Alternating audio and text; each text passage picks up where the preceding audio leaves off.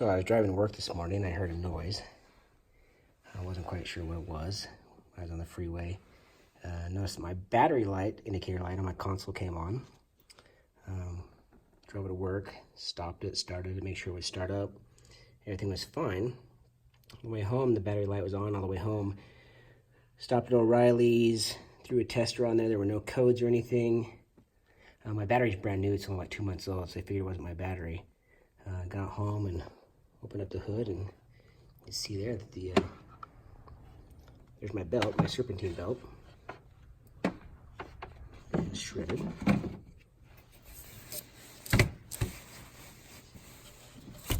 So it's all come off.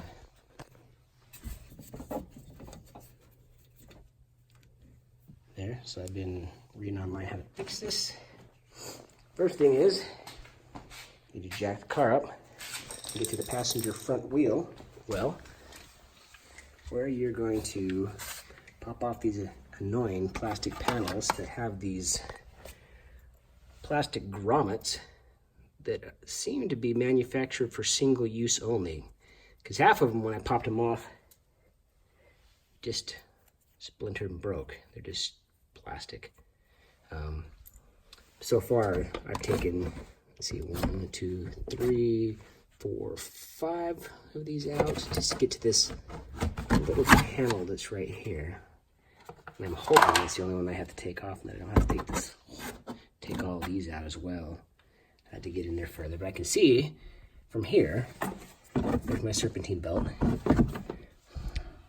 There's the pulley system here. And tomorrow morning I'm going to go pick up the new Serpentine belt from the Mazda dealership. I want to make sure I get an OEM. Serpentine belt's only $30, so I figure why not. I've read online people who buy them that are too tight when they get aftermarket. They're just not quite to spec, and they have a really hard time getting the things on. So I was going to buy it from a Mazda dealership. It is a 2014 CX-5. It has 111,000 miles on it. It's the first thing I've had to do on this other than change rotors and brakes. So looking up online, I found this, that it looks like we're looking for this cast hexagon. Is what we're going to have to put a wrench on in order to provide some slack in it with this drive belt auto tensioner. So we have to get that wrench up in here.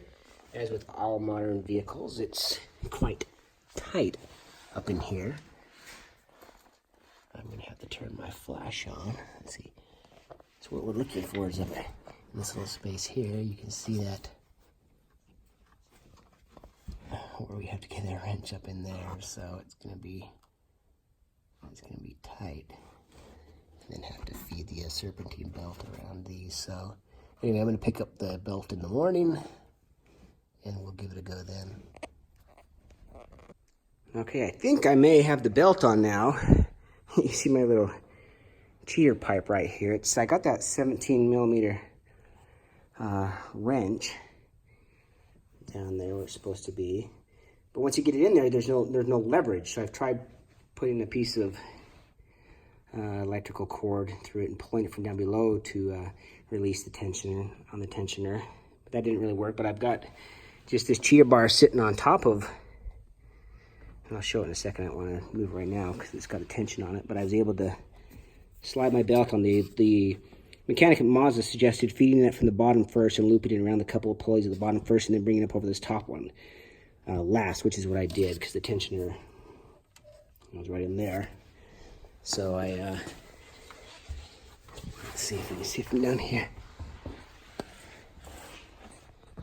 Yeah, there's my.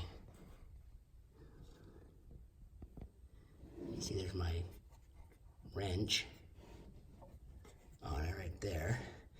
But you know where the wrench end is. There's no real leverage you can get on that. But I think I've got my belt all on it now. Once I push down with that breaker bar that I have and just kind of put some pressure on the tensioner, it's kind of held there for a second until I release it. So, well, I make sure that I've got my belt in all the grooves properly, and then release that tension here. That did it. I've got my belt on there now. You can see from above here, you can see the head of my 17 millimeter wrench there. You can see it still has that electrical wire through it. What I ended up doing was just taking this, and just one of my little breaker bars that I use, and because it has a wide enough hole in the end of it, and spider webs, I just kind of use that to put the hole of the pipe over the head of the wrench and push down on it from here. And by doing that, by nature, the pipe itself was kind of binding a little bit, not too much, not that it would cause me any worry, against this part of the engine housing here.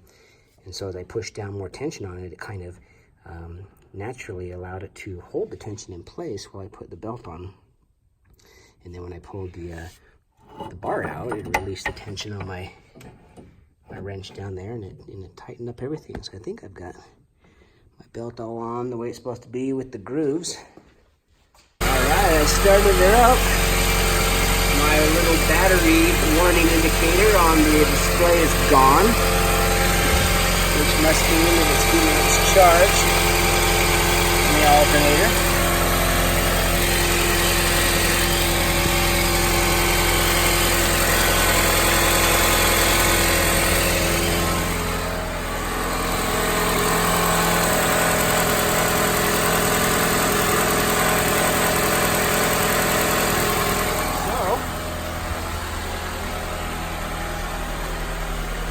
I can put my wheel back on and go take this thing to the car wash.